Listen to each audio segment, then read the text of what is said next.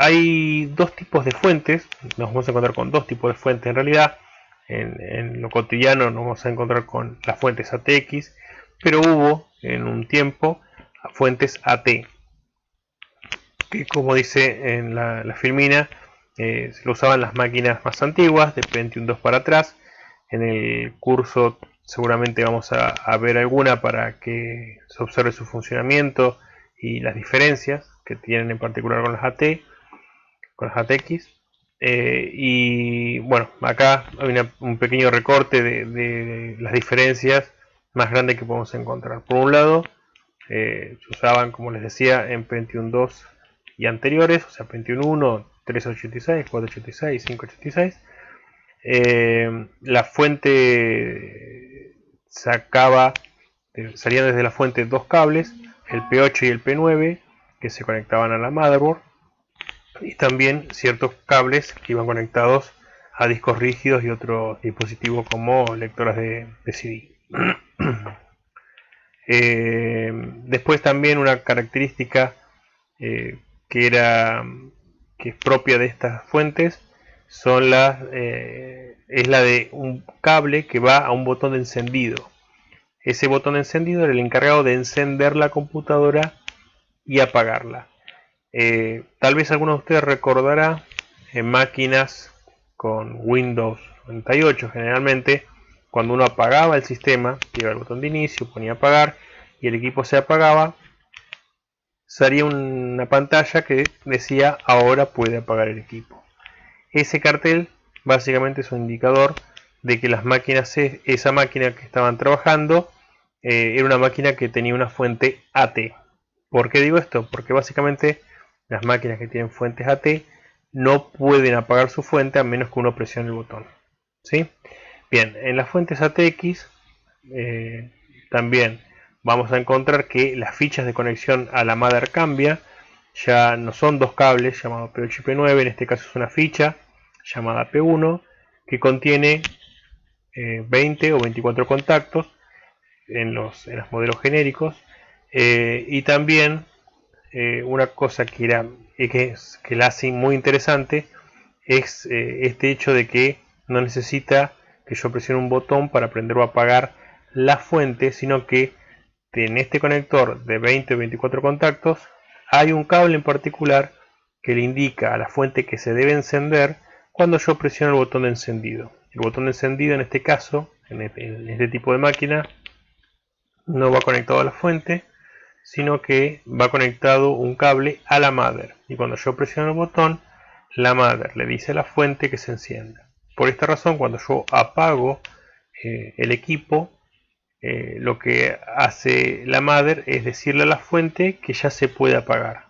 Entonces, ahí hay una gran diferencia entre el funcionamiento de una fuente y la otra. A continuación, vamos a ver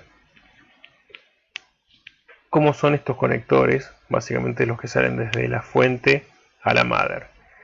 Tenemos, como les decía, los P8 y P9, que son cables en los cuales corrían corriente de 3,3 volt, de 5 volt y de 12 volt.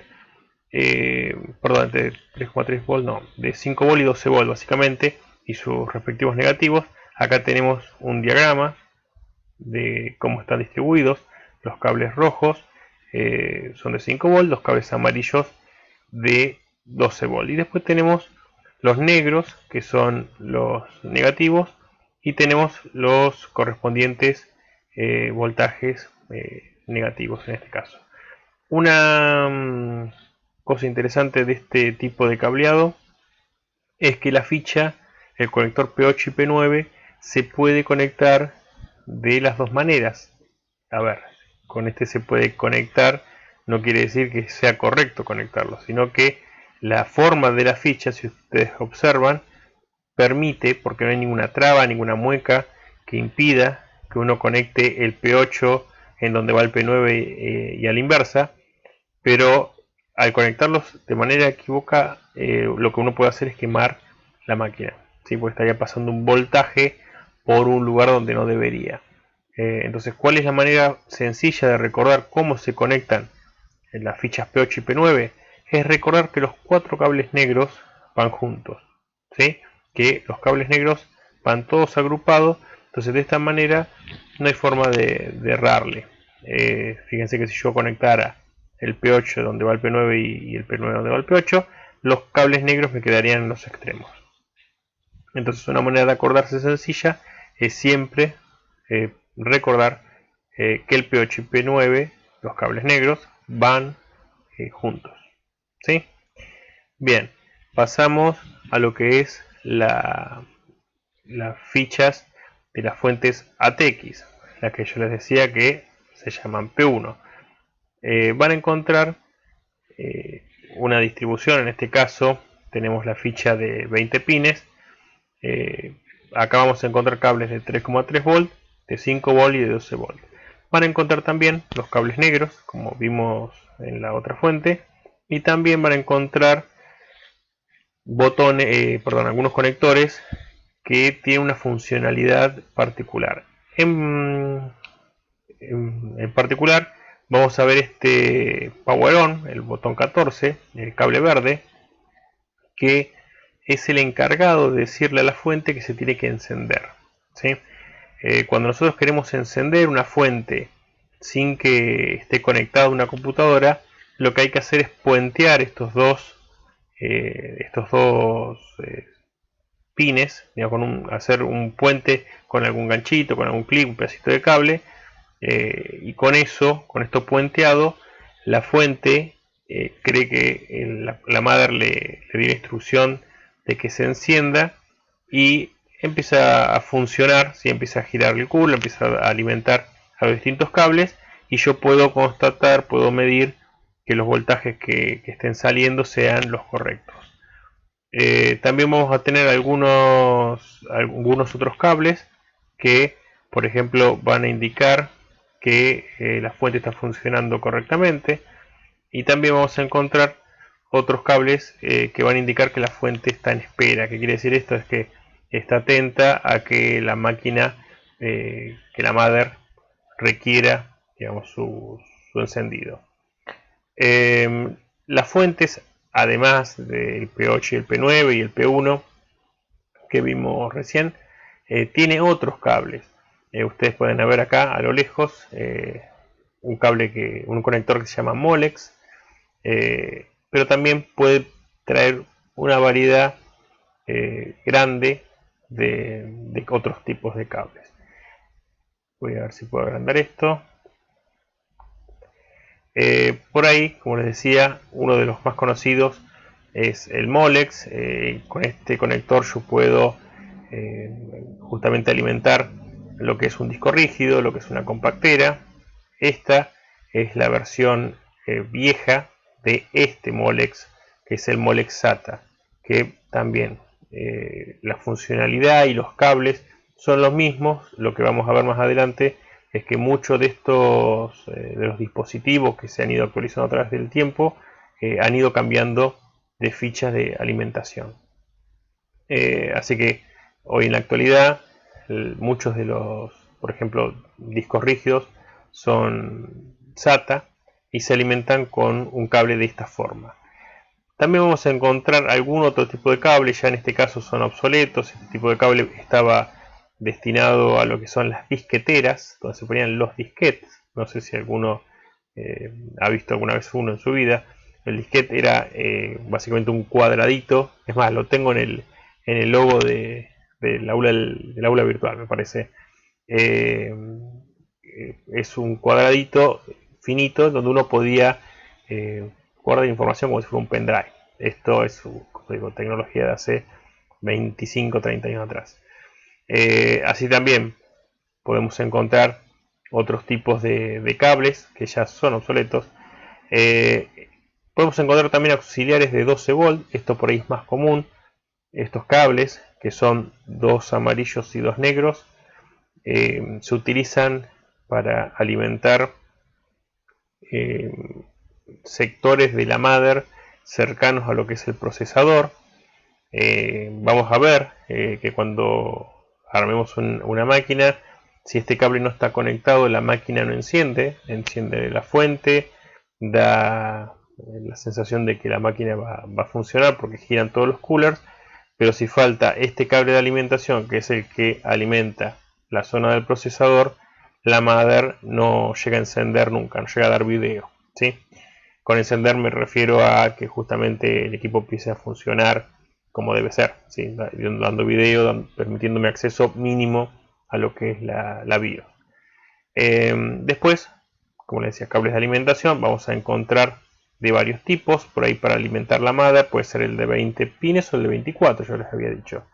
El de 20 es este, y hay algunas fuentes, que hoy por hoy es la mayoría, que necesitan 24 pines. Entonces vamos a encontrar fichas que son de 20 pines y 4 que se adosan, que se pueden juntar a través de una canaleta que tiene acá la ficha, formando una ficha de 24 pines, o puede ser que la fuente directamente venga con 24 pines.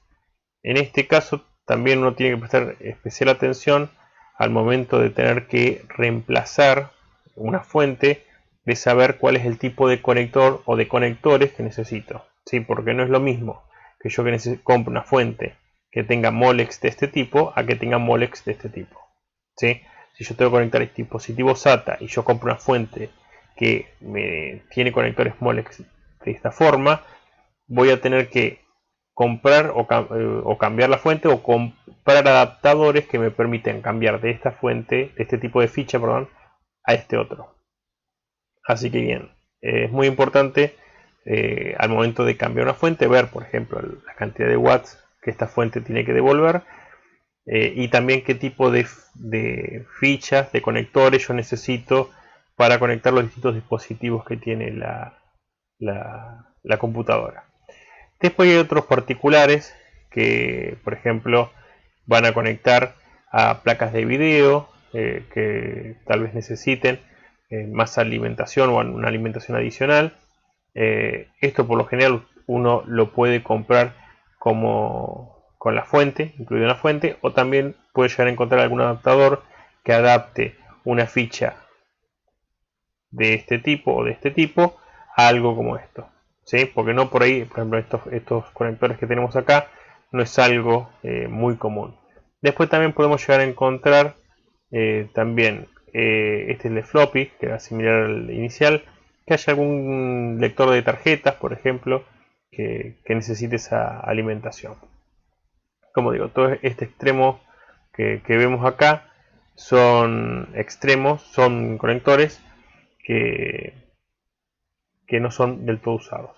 Discúlpeme si por ahí balbuceo un poco, pero estoy viendo lo que estoy hablando por un lado y estoy tratando de manipular los distintos programas. La falta de costumbre me lleva a que por ahí alargue más las letras de lo que debería. Así que bueno, espero que se sepa entender. Bien, otro tipo de fuente, como les decía, acá yo les muestro los dos conectores Molex que son habitualmente utilizados, como les decía, para conectar los discos rígidos.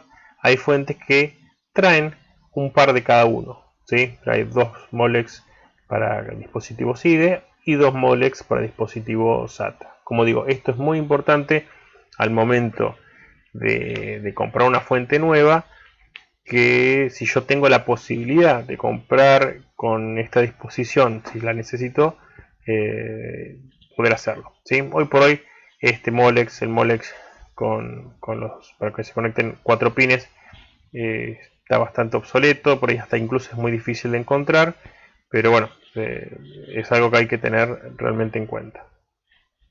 Como les comentaba, tenemos también un adaptador del Molex viejo al Molex nuevo, del Molex para dispositivos IDE para el Molex con dispositivos SATA, pero como les decía, supongamos que una fuente genérica salga 1000 pesos, este cablecito nos sale 100. Entonces, si yo tengo que conectar 4 dispositivos que son SATA y por utilizar una fuente que tiene el Molex viejo tengo que comprar 2 dispositivos, estoy agregando un valor más, y adicionalmente también un conjunto de cables, que estos son cables de 10 centímetros aproximadamente, a lo que hace, digamos, todo el conjunto de cables y componentes que pueda llegar a tener una máquina. Así que bueno, por ahí estar atentos puntualmente con los cables que necesito para que el equipo que yo tengo que armar funcione. Y bueno, y si puedo elegir lo que necesito, y teniendo previsión de algún componente que se pueda añadir en el futuro, ¿sí? Bien, hasta acá este video. Creo que se hizo más extenso de lo que pensaba. Espero que no los aburra.